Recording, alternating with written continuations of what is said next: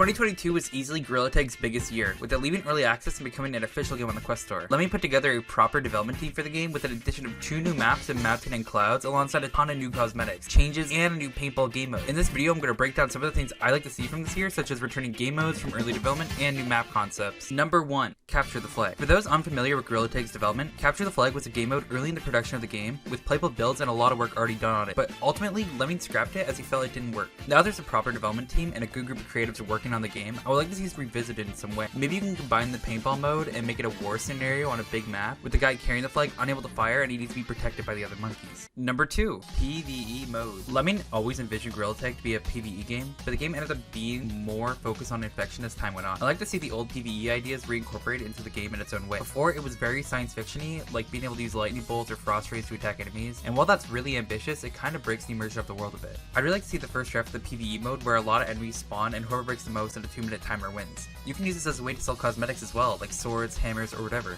Number 3. Revisiting the hiking mode concept. The hike mode was something that was in the early stages of development that never made it past the early stages. How the mode would work is that gorillas would climb up a hill and bring pieces down, which over time would add new areas to the tag rooms. Now I don't think this concept would fully work in modern Gorilla Tag, but maybe translating it to a larger map so it can be the game's proper hub area instead of just the tree stump that updates over time with cosmetics hidden everywhere would be a great addition. Number 4. More players in a lobby. Now I don't know the specifics to why this can't be done, be it limitations with the hardware or network costs or whatever, but with the Quest 3 coming out, you could possibly make it an exclusive mode for that hardware, or only have it work for special occasions like Number 5. Events. If anyone's familiar with Fortnite, you probably know they're crazy big events. Now, I don't think Gorilla Tag has the resources for this. It'd be nice to have something that brings the community together in a really cool way.